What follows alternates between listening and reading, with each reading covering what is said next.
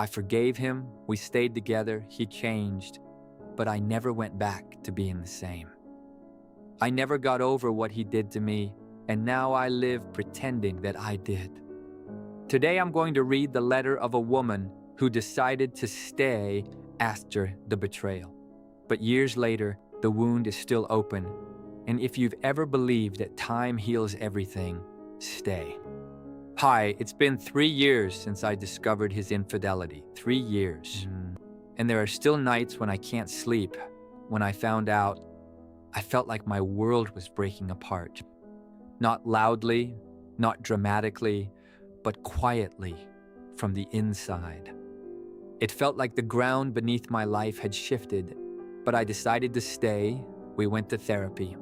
He changed his behavior. He became more attentive, more transparent, more present. He answers my questions. He shares his location. He leaves his phone on the table without hiding it. Everyone says we got through it. Our friends say we're stronger now. Our families say we survived something difficult.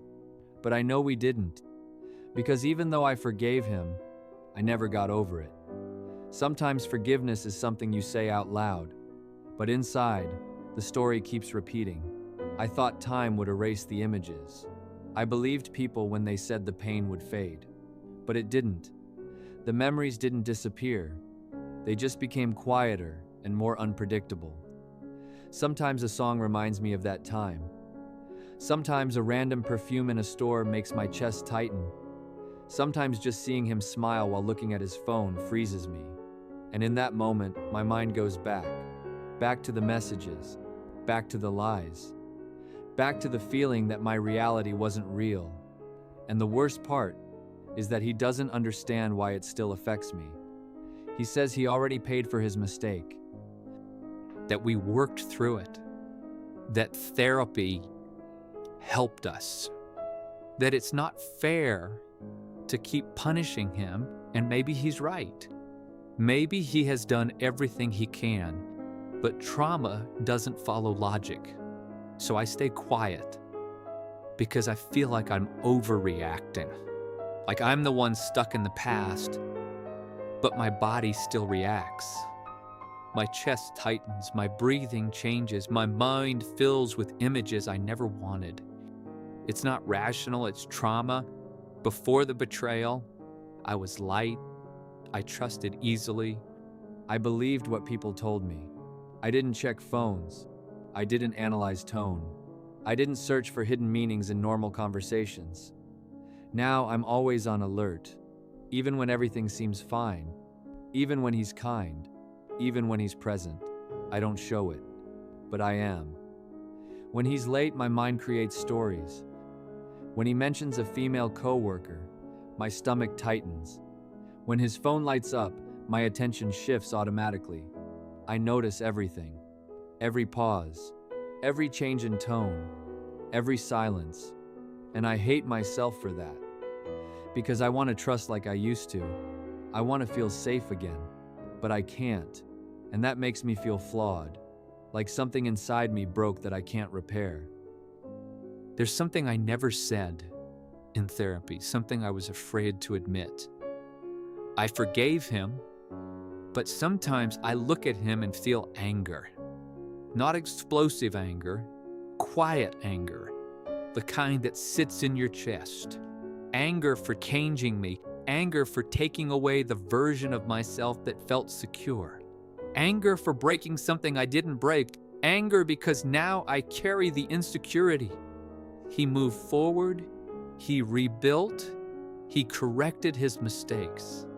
But I'm still rebuilding the person I used to be, and that feels unfair.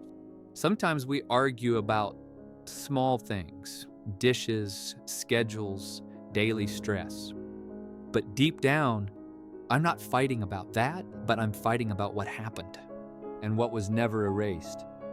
The hardest thing to admit is that maybe I never got over it. Maybe I just learned to live with it. Maybe I learned how to function with the scar. Maybe I learned how to smile while carrying it. And that scares me. Because I don't want to spend the rest of my life feeling this way. I don't want every memory of love to be mixed with doubt. But I also don't want to destroy the life we rebuilt, the stability, the family, the structure we fought to recover. So I live in this strange middle space, between peace and unresolved pain, between forgiveness and memory, between stability and emotional truth. There's something very important here. Forgiving is not the same as healing. And many times we confuse the two. Forgiveness can happen quickly. It can be a decision. Healing takes time, and sometimes a lot more time than people expect. When someone betrays you, they don't just break trust. They break emotional safety, and your brain learns that something you thought was secure wasn't. And even if behavior changes, the nervous system remembers. That's why triggers exist. That's why small things bring back big emotions. This doesn't mean the relationship is doomed, but it does mean that healing requires more than time.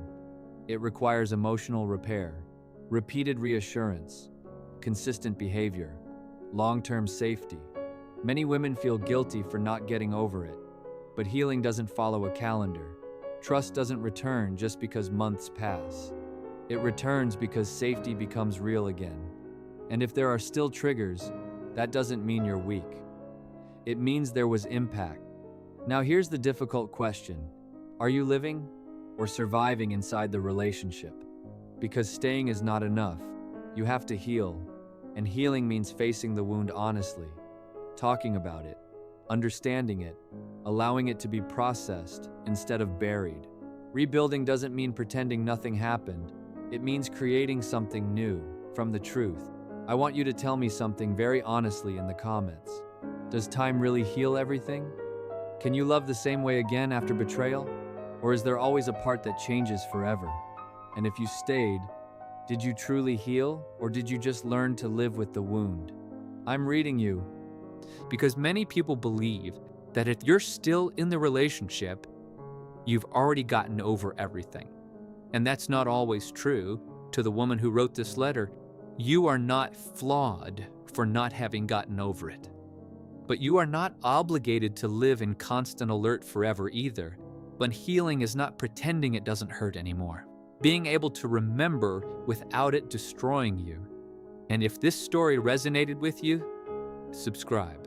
Here we talk about what happens long after everyone thinks it's already over. See you in the next video.